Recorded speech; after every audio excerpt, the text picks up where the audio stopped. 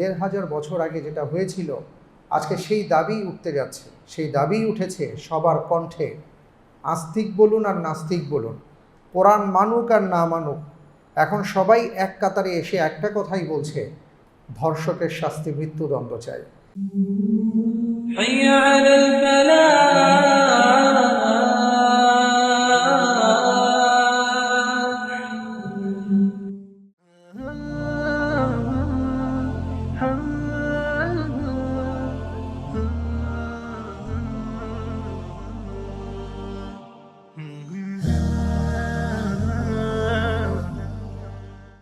প্যারে হাজিরিন, সম্মানিত মুসল্লিবৃন্দ,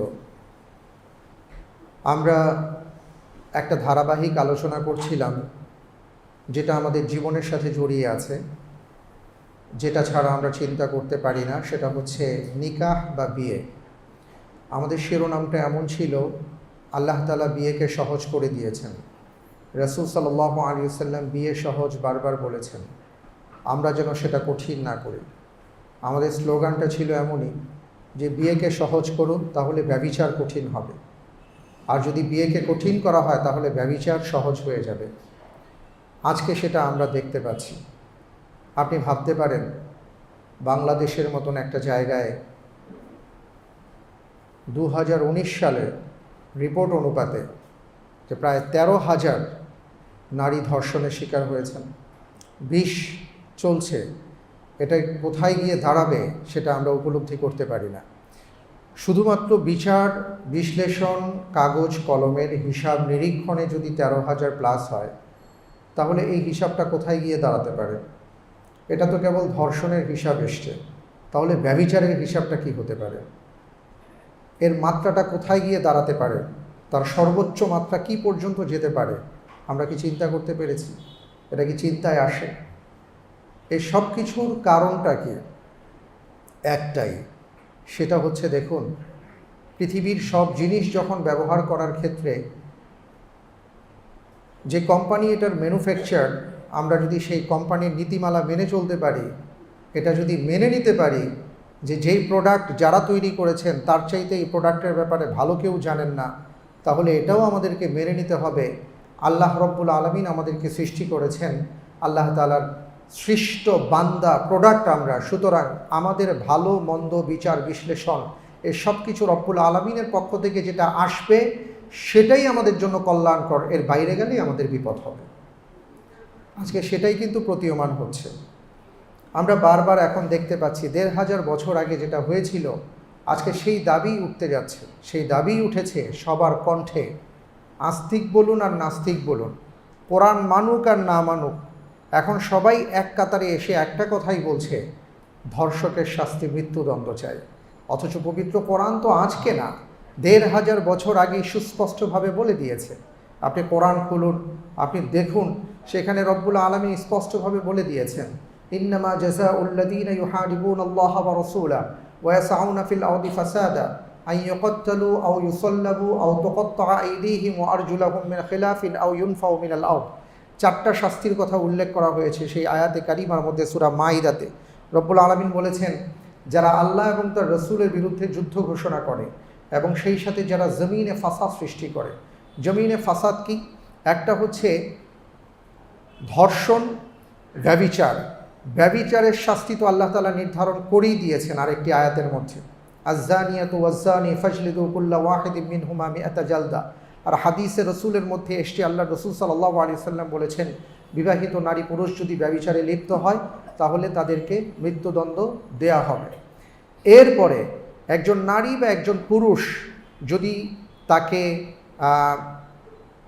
তার উপর আক্রমণ করা হয়, তাকে ধরে নিয়ে যাওয়া হয়, অপহরণ করা হয়, এটার সাথে অ্যাড হচ্ছে, ফাসাদ সৃষ্টি হচ্ছে, তখন কি হচ্ছে? রব্বুল আলামিন বলে দিয়েছেন যে মৃত্যুদণ্ড কার্যকর তো হয়েই গেল, পাশাপাশি তোমরা যদি চাও সেটা আরও কি করতে পারো, চাইলে হাত পা বিপরীত দিক থেকে কাটো। অর্থাৎ এটা দেখতে হবে। এবং ব্যভিচারের শাস্তির ক্ষেত্রে আল্লাহ তাআলা আরেকটা কথা বলেছেন, ফালিয়াশহাদ আযাবাহুমা তাইফাতুম মিনাল মুমিনিন, যে মুমিনদের একটা গ্রুপ কি শাস্তি দেয়া হচ্ছে এটা যেন স্বচক্ষে প্রত্যক্ষ করে। যদি স্বচক্ষে এই শাস্তিগুলো প্রদান করা হয়, যদি দেখানো হয়, আর কেউ যদি এটা দেখে, আমার মনে হয় না যে কোনো মায়ের ছেলে আছেন যার এত বড় দুঃসাহস হবে, এত বড় ভয়াবহ ঘটনা শাস্তি দেখার পর সে মনের মধ্যে চিন্তা লালন করবে যে ভবিষ্যতে কেউ কাউকে র‍্যাব করবে, এই চিন্তা তার মাথায় আসবে না। পবিত্র কোরআনে কারীমের মধ্যে রব্বুল আলামিন বলেছেন, ওয়ালাকুম ফিল কিসাসি হায়াতুন, কিসাসের মধ্যে জীবন রয়েছে। এটার ব্যাখ্যা কি? কিসাস মানে হচ্ছে আমরা জানি যে হাতের বদলে হাত, পায়ের বদলে পা, নাকের বদলে নাক, হত্যার বদলে হত্যা। যখন কাউকে হত্যা করার অপরাধে মৃত্যুদণ্ড দেয়া হয়, অথবা এই যে শাস্তিযোগ্য অপরাধ কারো উপর যদি হদ আরোপ করা হয়, তখন নিয়ম হচ্ছে এটা জনসম্মুখে দেয়া হোক। কেন? এটা যদি হয় তাহলে এই দৃশ্যটা দেখে অনেকের ভিতরে যে দুষ্ট শয়তান লালন করছিল, যে তাকে বারবার প্ররোচনা দিচ্ছিল তুমি এই অপকর্ম করো, এই অপরাধ করো, এই ভয়াবহ জঘন্য অপরাধে লিপ্ত হও, এই ভয়াবহ শাস্তিটা দেখার পর তার ভিতরে আর এই সাহস কাজ করবে না, সে ভবিষ্যতে এমন কিছু একটা করবে। এই জন্য আল্লাহ তাআলা বলেছেন, ওয়ালাকুম ফিল কিসাসি হায়াতুন, একটা মৃত্যুর মাধ্যমে শত শত হাজার হাজার লক্ষ লক্ষ জীবন মুক্ত পাবে। সুবহানাল্লাহ। ফিরে আসতে হবে আমাদেরকে কোরআনের কাছে, কোনো উপায় নেই, বিকল্প কোনো রাস্তা নেই। যে যত বড় কথাই বলুক না কেন, আসতেই হবে। কোরআনের নির্দেশনা দেখুন, মা বোনদেরকে আল্লাহ রাব্বুল আলামিন নির্দেশ দিয়েছেন, পর্দার কথা বলেছেন। এটা নিয়ে এখন একদল লোক বলেন নারীদেরকে স্বাধীনতা দেওয়া হয়নি, পর্দার মাধ্যমে তাদের স্বাধীনতা কেড়ে নেওয়া হয়েছে। আমরা যদি একটু বিচক্ষণতার সাথে চিন্তা করি তাহলে তো আমরা দেখতে পাই পর্দার মাধ্যমে একজন নারীকে আসলে পূর্ণ স্বাধীনতা দেওয়া হয়েছে। সেটা কি করে দেওয়া হলো? একজন নারী, তিনি সুন্দর, আল্লাহ তাআলা তাকে সুন্দর করে সৃষ্টি করেছেন। তিনি তার সৌন্দর্য, তিনি যদি পর্দার মধ্যে থাকেন তাহলে কি হবে? তিনি তার সৌন্দর্যের ব্যাপারে তিনি স্বাধীন হবেন, সৌন্দর্য প্রকাশের ব্যাপারে তিনি স্বাধীন হবেন। অর্থাৎ তার এই সৌন্দর্য তিনি কাকে দেখাবেন না, এই ব্যাপারে তিনি স্বাধীন, তিনি যেহেতু পর্দা করছেন। কিন্তু তিনি যদি পর্দা না করে তিনি তার সৌন্দর্য অবারিতভাবে প্রকাশ করে দেন, তাহলে তিনি পরাধীন হয়ে গেলেন। কারণ এই নারীকে সমাজের একেবারে নোংরা শ্রেণীর যে সকল মানুষগুলো আছে, বিভিন্ন বাহিনীর নাম যেমন শোনা যায়, যারা সেঞ্চুরি করে, এই জাতীয় নাম যাদের শোনা যায়, এরা লোলুপ দৃষ্টি দিয়ে ওই নারীকে দেখবে, আর নারী তার নিজেকে ওই স্বাধীনতা থেকে নিজেকে রক্ষা করতে পারবে না, কারণ তাকে সবাই দেখছে। তাহলে তিনি কিভাবে স্বাধীন হলেন? ইসলাম তাকে স্বাধীনতা দিয়েছে, তার সম্মানের সাথে তাকে স্বাধীনতা দিয়েছে, আর আমরা আজকে উল্টো বোঝা শুরু করেছি। প্রথমত, ইসলাম তাকে পর্দার কথা বলেছে দুটো কারণে। একটা কারণ হচ্ছে তোমাকে জাহান্নামের আগুন থেকে মুক্ত হতে হবে, আরেকটা হলো তোমার নিজেকে নিরাপদ রাখতে হবে। অনেকে প্রশ্ন করতে পারেন, অনেক পর্দানসীন নারীও তো নির্যাতনের শিকার হন। ভাই, কথা সত্য। আপনি রাস্তা দিয়ে হেঁটে যাচ্ছেন, আপনি রাস্তার উপরে ফুটপাতের উপর দিয়ে হেঁটে যাচ্ছেন, আপনি নিয়ম মেনে হেঁটে যাচ্ছেন, পেছন থেকে কেউ একজন, মনে করেন যে মাতাল ড্রাইভার, মাতাল অবস্থায় গাড়ি চালিয়ে সে আপনাকে অ্যাক্সিডেন্ট করে দিয়েছে। এটা আপনার জীবনে একটা অ্যাক্সিডেন্ট, এটা হতে পারে। কিন্তু এখন যদি আমি বলি যে যেহেতু ফুটপাতের উপর গাড়ি উঠেই যায়, তাহলে আর ফুটপাত দিয়ে হাঁটার দরকার কি, রাস্তার মাঝখান দিয়েই হাঁটি। বিষয়টা তো এমন নয়। মাঝে মাঝে দুর্ঘটনা ঘটে যেতে পারে, তাই বলে টোটাল বিষয়টা আপনি সেভাবে চিন্তা করতে পারেন না। আপনি পরিসংখ্যান দেখুন একজন নারী যদি পর্দার সাথে জীবনযাপন করেন তাহলে তার পরিস্থিতি কি হয়ে থাকে। তবে হ্যাঁ, কিছু কিছু দুর্ঘটনা, কিছু নরপিশাচ তো আছে সমাজে, যারা কখনো কখনো এই দুর্ঘটনা ঘটিয়ে থাকে, তাদের জন্য তো ইসলাম ভয়াবহ শাস্তির ব্যবস্থা রেখেছে।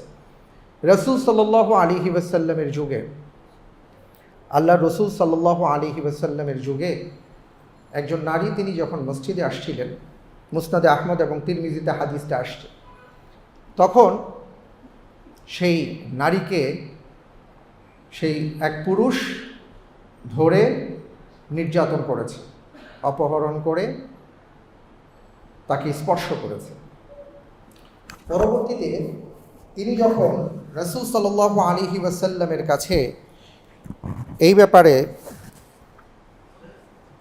বিচার চাইলেন, আল্লাহ রসুল সাল্লাল্লাহু আলাইহি ওয়াসাল্লামের কাছে যখন বিচার চাইলেন, রাসূল সাল্লাল্লাহু আলাইহি ওয়াসাল্লাম দেখলেন যে হ্যাঁ, ঘটনা সত্য, যে পুরুষ এই কাজ করেছিল তিনি কিন্তু তওবা করেছেন, ইস্তেগফার করেছেন, কিন্তু আল্লাহ রসুল সাল্লাল্লাহু আলাইহি ওয়াসাল্লাম তার তওবার কারণে কিন্তু তাকে মাফ করে দেননি, তাকে প্রকাশ্যে সমাজের মাঝে মৃত্যুদণ্ড দিয়েছিলেন, আর সেই নারীকে মুক্ত করে দিয়েছিলেন, কারণ সেই নারীর কোনো দোষ ছিল না। এবং তার তওবাটা কেমন ছিল সেই পুরুষের, আল্লাহ রসুল সাল্লাল্লাহু আলাইহি ওয়াসাল্লাম বলেছেন যে তার তওবা যদি মদিনার অধিবাসীদের মধ্যে 70 জনকেও বিলিয়ে দেওয়া হয় তাদের নাজাতের জন্য যথেষ্ট হবে। কিন্তু রাসূল সাল্লাল্লাহু আলাইহি ওয়াসাল্লাম কিন্তু বিচার যেটা করার, যেটা ফয়সালা ছিল, সেই ফয়সালা কার্যকর করেছিলেন, কারণ ওই একটা শাস্তি দেওয়ার মাধ্যমে সমস্ত মানুষ কিন্তু সতর্ক হয়ে গিয়েছিল। তো যেটা বলছিলাম, ঘুরে আসতে হবে, ফিরে আসতে হবে কোরআনের কাছে। আর আরেকটা বিষয় বলবো, সেটা হচ্ছে যে আমরা সমাজে দেখতে পাচ্ছি যে ধর্ষকের শাস্তি চাওয়া হচ্ছে। অবশ্যই আমরা সবাই ধর্ষকের শাস্তি চাই এবং কোরআন যেই শাস্তি বলেছে সেই শাস্তি চাই, পাশাপাশি আমরা ব্যভিচারেরও শাস্তি চাই। ধর্ষণের কথা বলে ব্যভিচারকে কিন্তু এড়িয়ে যাওয়া হচ্ছে। ব্যভিচার একটা ভয়াবহ অপরাধ, এই ব্যভিচারের মাধ্যমেই তো এই জাতীয় ঘটনাগুলো ঘটছে। এবং আরেকটা কথা বলতে চাই, সেটা হলো ডাক্তার যখন রোগীর চিকিৎসা করেন, যদি রোগীর টিউমার হয়, আল্লাহ মাফ করুন যদি তার ক্যান্সার ধরা পড়ে, তাহলে শুধু টিউমার অপারেশন করেই কিন্তু তিনি ক্ষান্ত হন না, বরং ক্যান্সারের মূল উৎসটা কোথায় সেটা বের করে সেই উৎসটার মূলোৎপাটন করেন।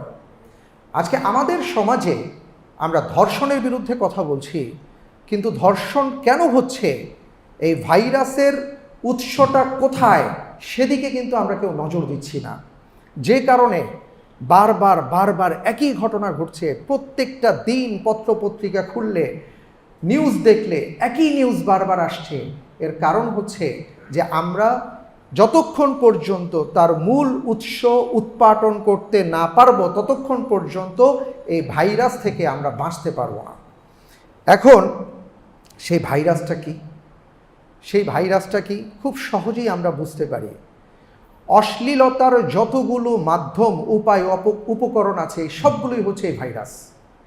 রাসূল করিম সাল্লাল্লাহু আলাইহি ওয়াসাল্লাম সেই ভাইরাসের মূলোৎপাটন কিভাবে করেছেন? হাদিসের মধ্যে এসছে, ফাল আইনানি জিনাহুমা আন-নাযর। কেউ অশ্লীলতার চিন্তা করবে, অশ্লীল কাজ করবে, সেটা তো দূরের কথা। ফাল আইনানি জিনাহুমা আন-নাযর, কেউ যদি কোনো অশ্লীল কোনো কিছু দেখে চোখ দিয়ে, সেটাই তার চোখের ব্যভিচার বলে সাব্যস্ত হবে। দেখুন কিভাবে দরজাগুলো বন্ধ করেছিল ইসলাম। ওয়াল উযুনানি জিনাহুমা আল ইস্তিমা, যে কান দিয়ে কিছু খারাপ কথা শুনবে বা কিছু শুনবে, আল্লাহর রসুল বলেছেন সেটা তুমি শুনতে পারো না, কারণ এটা তোমার কানের ব্যভিচার বলে সাব্যস্ত হবে। ওয়াল লিসানু জিনাহা আল কালাম, মুখ দিয়ে কোনো একটা খারাপ কথা বললে, ফাহেসা কথা বললে, অশ্লীল কথা বললে, অনর্থক কথা বললে, আল্লাহ রসুল সাল্লাল্লাহু আলাইহি ওয়াসাল্লাম বললেন এটা তোমার ভাষা ব্যবহারের ব্যভিচার হয়েছে, তোমার জীবের ব্যভিচার হয়েছে, বেঁচে থাকো এখান থেকে। রসুল সাল্লাল্লাহু আলাইহি ওয়াসাল্লাম বলেছেন ওয়াল ইয়াদু জিনাহা আল বাতশ, হাতের ব্যভিচার হচ্ছে কোনো অশ্লীল কাজের দিকে কেউ যখন হাত বাড়ায়, সেটা হচ্ছে তার হাতের ব্যভিচার। ওয়ার রিজলু জিনাহা আল খুতা, যখন সে ব্যভিচারের উদ্দেশ্যে পায়ে হেঁটে এগিয়ে চলে, তখন তার পায়ের ব্যভিচার বলে সাব্যস্ত হবে। ওয়াল কলবু ইয়াহবি ওয়ায়ামশি, এবং হৃদয় ব্যভিচার কখন করে? যখন সেটা নিয়ে চিন্তা করে। রাসূল সাল্লাল্লাহু আলাইহি ওয়াসাল্লাম দেখুন মূল ব্যভিচারে যাওয়ার আগে একটা একটা করে সব কিছুর দরজাকে বন্ধ করে দিয়েছেন, যে কানের ব্যভিচার থেকে বেঁচে থাকো, চোখের ব্যভিচার থেকে বেঁচে থাকো, জিভের ব্যভিচার থেকে বেঁচে থাকো, হাতের ব্যভিচার থেকে, পায়ের ব্যভিচার থেকে, হৃদয়ের ব্যভিচার থেকে বেঁচে থাকো। একটার পর একটা ব্যভিচারের যতগুলো দরজা ছিল রাসূল সাল্লাল্লাহু আলাইহি ওয়াসাল্লাম সেগুলো বন্ধ করে দিয়েছেন। পবিত্র কোরআনে কারীমে বলা হয়েছে ওয়ালা তাকরাবুজ জিনা ইন্নাহু কানা ফাহিশাতান ওয়া মাকতান ওয়া সাআ সাবিলা। প্যারে হাজিরিন, শব্দটা ব্যবহার করা হয়েছে ওয়ালা তাকরাবুজ জিনা, তোমরা ব্যভিচারের ধারের কাছে যেও না। ব্যভিচার করো না তো দূরের কথা, ব্যভিচারের ধারের কাছে যেও না, এইভাবে আল্লাহ তাআলা বলেছেন। অর্থাৎ ব্যভিচার হবে অনেক পরে, ওই পথেই হাঁটা যাবে না। কিন্তু আমরা কি করেছি, ভাইরাসগুলো কিভাবে আমরা ছড়িয়ে রেখেছি। আমার খুব প্রিয় একজন ভাই শায়েখ আহমদুল্লাহ ভাই এক জায়গায় লিখেছিলেন, সেটা আমি আপনাদেরকে নকল করে শোনাচ্ছি। তিনি বলেছিলেন যে আজকে অবস্থাটা হচ্ছে এমন যে আমরা টেলিভিশনে যে সকল নাটক আর সিনেমার মাধ্যমে যৌনতা দেখি, এগুলো আমাদের কাছে এটা হচ্ছে সিনেমা, এগুলো হচ্ছে নাটক, এটা যৌনতা আমরা বলতে রাজি হই না, অশ্লীলতা বলতে রাজি হই না। আমরা পত্রপত্রিকায় আবেদনময়ী অনেক মেয়ের ছবি দেয়া হয় এবং এটাকে আমরা নাম দিয়েছি এটা বিনোদন পাতার সংবাদ, এটা বিনোদন পাতা নামে আমরা আখ্যায়িত করেছি। তারপরে অনেক লেখক, সাংবাদিক, কবি, সাহিত্যিক তারা যখন অশ্লীলতা নিয়ে লেখালেখি করেন সেটাকে আমরা নাম দিয়েছি সাহিত্য, এটাকে আমরা সাহিত্য বলি, এটাকে আমরা অশ্লীলতা বলি না, এটাকে আমরা যৌনতা বলি না, অথচ সেই লেখাগুলোর মধ্যে যৌনতার ছড়াছড়ি থাকে। ঠিক এমনি করে আমরা দেখি যে কোনো শিল্পীর কণ্ঠে যৌনতা ছড়ায়, সেটা আমরা যৌনতা বলি না, অশ্লীলতা বলি না, সেটা আমরা তখন বলি সঙ্গীত, তখন আমরা সেটাকে সঙ্গীত নামকরণ করেছি। আমরা বিলবোর্ডের মধ্যে অশ্লীলতা দেখি, অনেক ধরনের বিজ্ঞাপন দেখি যেগুলো বাচ্চাদের সামনে, সেই বিজ্ঞাপনগুলো দেখলে নিজেদের লজ্জা লাগে যে বাচ্চা যদি জিজ্ঞেস করে বসে এটা কি, আমরা কি জবাব দেবো। আজকে রাস্তাঘাটে এমন সময় অনেক বিজ্ঞাপন চোখে পড়ে, তো আমরা সেটা কি বলি, সেটাকে আমরা বিজ্ঞাপন বলছি, সেটাকে আমরা অশ্লীলতা বলছি না। আমরা ক্যানভাসে অনেক অশ্লীলতা এবং যৌনতার অনেক সুরসুরি দেখি, কিন্তু সেটাকে আমরা নাম দিয়েছি পেইন্টিং, এটা যৌনতা আমরা বলতে নারাজ। ঠিক এমনি করে আমরা পাথরের মূর্তি বানিয়ে সেখানেও যৌনতা ছড়িয়ে দিয়েছি, কিন্তু আমরা সেটা বলি না, বলি এটা তো ভাস্কর্য শিল্প। এমন আছে, বাংলাদেশের অনেক জায়গায় ছড়িয়ে ছিটিয়ে আছে। তারপরে স্টেজের মধ্যে এমন অনেক ধরনের আবেদন আর যৌনতায় ছড়াছড়ি হয়ে যায়, সেটা আমরা বলি মঞ্চাভিনয়। এগুলো নাম দিয়ে আমরা চালিয়ে যাচ্ছি আর বারবার বলছি ধর্ষণের বিচার চাই, ধর্ষণের বিচার চাই। আপনার মূল উৎসের কাছে যেতে হবে, এই উৎসগুলোর মূলোৎপাটন করতে হবে, কারণ এগুলো যদি আমরা বন্ধ না করি তাহলে ফলাফল কি হয় সেটা আমরা জানি। বাস থেকে নিয়ে বাসা পর্যন্ত নিরাপদ না। আজকে হাটে মাঠে ঘাটে 3 বছরের শিশু থেকে নিয়ে 2 বছরের শিশু থেকে নিয়ে 80 বছরের বৃদ্ধা পর্যন্ত নিরাপদ নন। কেন? এর মূল উৎস ওই যে ক্যান্সার ছড়িয়েছে এই সকল জায়গা থেকে। এগুলোর যদি আমরা মূলোৎপাটন না করি তাহলে কোনো দিন আমরা এই ব্যাপারে কোনো কিছুই করতে পারবো না, শুধু আন্দোলন করেই যেতে পারবো। আমি আমার কথা বলছি না, পরিসংখ্যানে এসছে, আপনারা অনলাইনে দেখতে পারেন সার্চ দিয়ে, এবং পত্রপত্রিকাগুলো দেখতে পারেন। ইন্ডিয়াতে যে নানা ধরনের ধর্ষণ হয়, বিবিসির একজন সমালোচক তিনি যখন এটা নিয়ে গবেষণা করেছেন, তিনি বলেছেন যে অধিকাংশ ধর্ষণ, ব্যভিচার বা এই যে পদস্খলন, নৈতিক স্খলন, এগুলো ঘটে থাকে বলিউডের নানা ধরনের ঘটনা থেকে। এরা উজ্জীবিত হয়ে তারপরে এই জাতীয় ঘটনাগুলো ঘটায়। এখন সেই আকাশ সংস্কৃতির কবলে আমরাও পড়ে গেছি, আমাদের প্রত্যেকের বাড়িতে। এখন আমরা জানি প্রত্যেকের হাতে হাতে চলে আসছে এই মিডিয়া, প্রত্যেকের হাতে চলে আসছে অনলাইন, ইন্টারনেট। এর মাধ্যমে আমরা কি দেখছি, কি করছি এবং কি দেখানো হচ্ছে, আর ওটা দেখে দেখে আমাদের ছেলেপেলেদের মধ্যে কি তৈরি হচ্ছে আমরা কল্পনাও করতে পারছি না।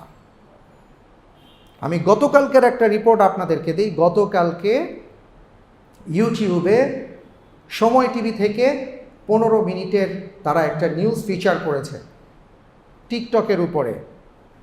কিছু অ্যাপস এসছে, যে অ্যাপসগুলো বিভিন্ন নামে এসছে, লাইকি, ভিগো, টিকটক, এমন অনেক ধরনের অ্যাপস এসছে।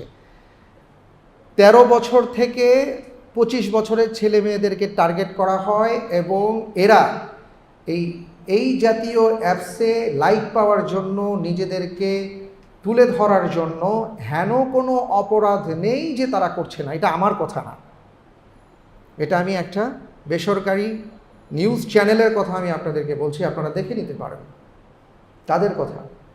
এবং নানা জায়গায় মেয়েদেরকে নিয়ে হয় ধর্ষণ করা হচ্ছে, অথবা ব্যভিচার করা হচ্ছে, অবাধে মেলামেশা করা হচ্ছে। এই জাতীয় কর্মকাণ্ডগুলোর পেছনে নেপথ্যে খলনায়কের চরিত্রে কারা আছে, এদেরকে যদি আমরা বের করতে না পারি, তাহলে কিন্তু আমরা শান্তিতে থাকতে পারবো না। আমাদের ঘর নিরাপদ নয়, আমাদের বাড়িঘর নিরাপদ নয়। এই জন্য আমাদের সব সময় এই ব্যাপারে যারা মা বাবা আছেন, অভিভাবক আছেন, তাদেরকে কিন্তু সতর্ক দৃষ্টি রাখতে হবে। আপনার সন্তান কোথায় যাচ্ছে, কি করছে না করছে, এই ব্যাপারে যদি সচেতন না থাকেন, কিয়ামতের ময়দানে আপনাদেরকে জবাবদিহি করতে হবে। আপনার মেয়েটা, আপনার ছেলেটা কলেজের নাম করে, কোচিংয়ের নাম করে কোথায় যাচ্ছে, কোন পার্কে ঘুরে বেড়াচ্ছে, আর এই টিকটক ফিকটক করে বেড়াচ্ছে, এটা যদি খোঁজ না নেন, পরবর্তীতে আফসোসের কারণ হবে এটা। আল্লাহ রসুল সাল্লাল্লাহু আলাইহি সাল্লাম এইভাবে বলেননি যে তোমার সন্তান যখন প্রাপ্ত বয়স্ক হবে তখন আর দেরি করো না, তাড়াতাড়ি তাকে বিয়ে দিয়ে দাও। আমরা তো ছেলে আর মেয়েদের শুধু ভবিষ্যৎ চিন্তা করতে করতে তখন তাদের ভবিষ্যৎটা ধ্বংসই করে ফেলি। আল্লাহর রসুলের কথার বাইরে গেলে যে আমাদের কি বিপদ, আজকে সেটা আমরা হাড়ে হাড়ে টের পাচ্ছি পেয়ারে হাজিরিন। সুতরাং আসুন আমরা সবাই মিলে এই চিন্তাটাই করি, এই সংকল্প করি, আল্লাহ রাব্বুল আলামিন যেন আমাদের সবাইকে কোরআন এবং সুন্নাহর ভিত্তিতে জীবন গড়ার তৌফিক দান করেন। আমরা বুঝি আর না বুঝি আমল করুন, আপনার ফায়দা হবে। ডাক্তারের কাছে গেলে ডাক্তার সাহেব যখন আমাদের ওষুধের ব্যাপারে প্রেসক্রাইব করে দেন, সব ওষুধের ব্যাপারে তো আমি আপনি বুঝবো না, কারণ আমরা তো ডাক্তার না। কিন্তু উনি যেটা বলেন, যেভাবে বলেন, আমরা কিন্তু সেইভাবে একেবারে ছোট্ট শিশুর মতন তার কথা মেনে চলার চেষ্টা করি, কারণ আমাদের ভিতরে তখন বিশ্বাস কাজ করে যে হ্যাঁ, ডাক্তার বলেছেন আমার উপকারের জন্য। ভাই, পৃথিবীর সমস্ত ভালোবাসা যদি এক পাল্লায় রাখেন, সমস্ত আদর যদি এক পাল্লায় রাখেন, পৃথিবীর সকল প্রাণীর ভালোবাসা, মা বাবার ভালোবাসা যদি এক পাল্লায় রাখেন, আমার আল্লাহ আমাদেরকে যতটুকু ভালোবাসেন সেই ভালোবাসার তুলনা এটা কিছুই না। আল্লাহর রাসূল সাল্লাল্লাহু আলাইহি সাল্লাম বলেছেন যে সাগরের মাঝে সূচ দিয়ে যদি তুমি পানি উঠানোর চেষ্টা করো, তাহলে সাগর থেকে কতটুকু পানি তুমি তুলতে পারবে। ঠিক এমনি করে আল্লাহর ভালোবাসার সাগর আল্লাহ তোমাদের জন্য দিয়ে রেখেছেন। আর গোটা পৃথিবীর ভালোবাসা হলো ওই সূচের অগ্রভাগে পানির মতন। সেই ভালোবাসা পেয়ে সেখান থেকে কত কোটি কোটি গুণ ভাগ হয়ে একজন ডাক্তার, একজন মা আর বাবার কাছে গিয়ে থাকে সেই ভালোবাসা। সেইটা যদি আমরা এমন বুঝি যে ডাক্তার আমাকে ভালোবাসেন বা আমার ভালো জানেন বলেই তিনি আমাকে এটা করতে বলেছেন, ওই চিন্তায় যদি আমরা এটা করি, তাহলে সেই সাগর পরিমাণ ভালোবাসা নিয়ে আমার রব্বুল আলামিন আরশে আজিমে আছেন, তার কথা কেন আমরা চিন্তা করছি না? তার কথা চিন্তা করতে হবে। আমার আল্লাহ বলেছেন, আমার রসুল বলেছেন। আল্লাহু আকবার। একদিকে রব্বুল আলামিন, আরেকদিকে এমন একজন হাবিবকে পাঠিয়েছেন, লাকাদ জাআকুম রাসূলুম মিন আনফুসিকুম আজিজুন আলাইহি মা আনিতুম হারিসুন আলাইকুম বিল মুমিনিনা রাউফুর রহিম। আল্লাহ তাআলা নিজে পরিচয় করিয়ে দিচ্ছেন রাসূল সম্পর্কে, এমন রাসূল পাঠিয়েছি যিনি তোমাদের নিয়েই পেরেশান। তোমরা যেন ইমানদার হও, তোমরা যেন জাহান্নাম থেকে মুক্ত থাকো, তোমাদের আচরণ যেন ভালো হয়, এই নিয়ে তার পেরেশানি শেষ নাই। এই পেরেশানি কোথায় গিয়ে ঠেকেছে ভাই? মৃত্যুর সময় সবাই তার ভালো জিনিস দেখতে চায়, ভালো কিছু চায়, তার নিজের কথা চিন্তা করে। আমাদের রাসূল তার নিজের কথা চিন্তা করেননি, তার সন্তানের কথা চিন্তা করেননি। তিনি বলেন নাই ফাতিমা কোথায়, তুমি এসো, আমার স্ত্রীরা কোথায়, তোমরা এদিকে এসো। তিনি এগুলো বলেন নাই, তিনি বলেছেন উম্মতি উম্মতি। তিনি মৃত্যুর সময় উম্মতের কথা চিন্তা করেছেন। কেন? আল্লাহ তাআলা এই জন্যই বলেছেন যে এমন একজন রাসূলকে পাঠিয়েছি যিনি তোমাদেরকে ভালোবাসেন। সুতরাং আল্লাহ এবং তার রাসূল থেকে যে দিক নির্দেশনা আসবে, তার বাইরে গেলেই যে আমাদের বিপদ, সেটা আমরা এখন বুঝতে পারছি। তাই আমরা আল্লাহর কাছে পানাহ চাই, এবং যেই কথাগুলো বললাম কোরআন এবং সুন্নাহর আলোকে যদি ধর্ষণ মুক্ত বাংলাদেশ গড়তে হয়, ব্যভিচার মুক্ত বাংলাদেশ গড়তে হয়, তাহলে এগুলোর উপর আমাদের আমল করতে হবে, এগুলোকে বিচার বিশ্লেষণে নিয়ে আসতে হবে। ইন্নাল্লাযীনা ইউহিব্বুনা আন তাশিআ আল ফাহিশা ফিল্লাযীনা আমানু লাহুম আযাবুন আলীমুন ফিদ দুনিয়া ওয়াল আখিরাহ। কোরআন খুলে দেখেন, কোরআনে সব বলা হয়েছে। আল্লাহ তাআলা বলেছেন, যারা চায় পৃথিবীতে জমিনে অশ্লীলতা ছড়িয়ে পড়ুক ইমানদারদের মাঝে, লাহুম আযাবুন আলীমুন ফিদ দুনিয়া ওয়াল আখিরাহ, তাদের আখিরাতে তো শাস্তি আছে, সেই সাথে দুনিয়াও তাদের শাস্তি আছে। দুনিয়ার শাস্তি কি? এই যে আমরা এখন শাস্তিগুলো পাচ্ছি। আজকে কে নিরাপদ? আপনার আমার মধ্যে আজকে কে নিরাপদ বলুন? আজকে কে বুকে হাত দিয়ে বলতে পারবো যে আমার মা, আমার বোন, আমার স্ত্রী, আমার ফুপু, আমার খালা কে নিরাপদ? কেউ না। এটা একটা আযাব আল্লাহর পক্ষ থেকে। কারণ আল্লাহ তাআলা বলেছেন, যারা চায় দুনিয়ার মধ্যে অশ্লীলতা ছড়িয়ে পড়ুক, আমি তাদেরকে দুনিয়ায়ও শাস্তি দেব, আমি তাদের আখিরাতে তো শাস্তি দেব। পক্ষান্তরে কিন্তু আমরা দুনিয়ায় অশ্লীলতা ছড়িয়ে দেওয়ার কোনো না কোনো ক্ষেত্রে আমরা ভূমিকা পালন করছি। আল্লাহ তাআলা আমাদেরকে হিফাজত করুন, আল্লাহুম্মা আমিন। তাই রাসূলের শেখানো ভাষায় আমরা দোয়া করি, আল্লাহুম্মা ইন্নী আউযু বিকা মিন মুনকারাতিল আখলাক ওয়াল আমাল ওয়াল আহওয়া। রাসূল বললেন, তোমরা এইভাবে আল্লাহর কাছে দোয়া করো, হে রব্বুল আলামিন, যত ধরনের খারাপ আচরণ আছে আমরা সেখান থেকে আপনার কাছে পানাহ চাই, খারাপ আমল থেকে, কর্ম থেকে পানাহ চাই, কুপ্রবৃত্তি থেকে আমরা পানাহ চাই। আল্লাহুম্মা ইন্নী আউযু বিকা মিন শাররি সামঈ। রব্বুল আলামিন, আমার যত ধরনের আমি আমার কানকে আপনার কাছে নিরাপত্তা চাই, যে আমার কান যেন খারাপ কিছু না শোনে। অমিন শাররি বাসারি, আমার চোখের ব্যাপারে আপনার কাছে নিরাপত্তা চাই, যাতে করে আমার চোখ খারাপ কিছু না শুনে, না দেখে। অমিন শাররি লিসানি, আমি আপনার কাছে আমার ভাষা ব্যবহারের ক্ষেত্রে পানাহ চাই, যাতে করে আমার ভাষা ব্যবহার অশ্লীল না হয়, খারাপ না হয়। অমিন শাররি কলবি, এবং আমার হৃদয়ের ওই বিষয় থেকে পানাহ চাই যে আমার চিন্তা চেতনা যেন খারাপ না হয়। অমিন শাররি মানিয়িন, এবং আল্লাহর রাসূল এটাও বলেছেন, এবং আমি বীর্যের অপব্যবহার থেকে আপনার কাছে পানাহ চাই। আল্লাহু আকবার। রাসূল সাল্লাল্লাহু আলাইহি সাল্লাম কি শিক্ষা আমাদেরকে দিয়েছেন, কি দোয়া আমাদেরকে শিক্ষা দিয়েছেন। আরেকটি কথা বলবো সবার জন্য, বিশেষ করে আমাদের যুবকদের জন্য বলতে চাই। দেখুন, আপনি যুবক, আপনি এখন অনেক কিছু করতে পারেন। আল্লাহ রাব্বুল আলামিন আপনার সম্মান এত উচ্চ মর্যাদায় রেখেছেন। রাসূল সাল্লাল্লাহু আলাইহি ওয়াসাল্লাম বলেছেন, একজন যুবককে আল্লাহ তাআলা কতটা পছন্দ করেন। একজন বৃদ্ধ বয়সে একটা আমল 10 বার করলে আল্লাহর কাছে যতটা না পছন্দনীয়, একজন যুবক সেটা একবার করলেই আল্লাহর কাছে ততটা পছন্দনীয়। আরশে আজিমের নিচে ছায়া পাবেন কে? সেই যুবক যার অনেক কিছু করার ক্ষমতা থাকা সত্ত্বেও যিনি আল্লাহর ভয়ে অশ্রু প্রবাহিত করেছিলেন। আল্লাহ রাসূল সাল্লাল্লাহু আলাইহি ওয়াসাল্লাম বলেছেন, সেই যুবককে আল্লাহ তাআলা আরশে আজিমের নিচে ছায়া প্রদান করবেন। রাসূল আকরাম সাল্লাল্লাহু আলাইহি ওয়াসাল্লাম বলেছেন, আনতা আবুদাল্লাহা কাআন্নাকা তারা ফা ইল্লাম তাকুন তারা ফা ইন্নাহু ইয়ারাক। এমনভাবে আল্লাহর গোলামি করো, এমনভাবে চলাফেরার চেষ্টা করো, এবং সেই বিশ্বাস রাখো তুমি যেন আল্লাহ তাআলাকে দেখতে পাচ্ছ। সেই বিশ্বাস যদি তোমার মধ্যে না থাকে, আল্লাহ রাব্বুল আলামিন তোমাকে দেখছেন, সেই বিশ্বাস যেন অবশ্যই তোমার মধ্যে থাকে। আজকে এই বিশ্বাসটা নিয়ে যদি আমরা মুসলমান চলতে পারি, তাহলে ইনশাআল্লাহ তাআলা অন্যায় হবে না। যখন কোনো অপরাধী বুঝতে পারে যে এখানে সিসি ক্যামেরা আছে, সে যেমন সতর্ক হয়ে যায়। আজকে আমাদের ঈমান নড়বড়ে হয়ে গেছে বিধায় আমরা অপকর্মে লিপ্ত হচ্ছি। আমাদের মধ্যে যদি সেই ঈমানটা থাকতো যে সিসি ক্যামেরার চাইতে কত শক্তিশালী ব্যবস্থাপনা আল্লাহ রাব্বুল আলামিনের, আমি যেখানে যা কিছু করি না কেন, লা ইউগাদিরু সাগীরাতান ওয়ালা কাবীরাতান ইল্লা আহসাহা, ছোট হোক বড় হোক কোনো কিছুই আল্লাহর কাছ থেকে গোপন থাকছে না। এই চিন্তাটা যদি আমাদের ভেতরে থাকতো, তাহলে আজকে আমাদের এই অবস্থা হতো না। রব্বুল আলামিন আমাদের সবাইকে হিফাজত করুন, আল্লাহুম্মা আমিন।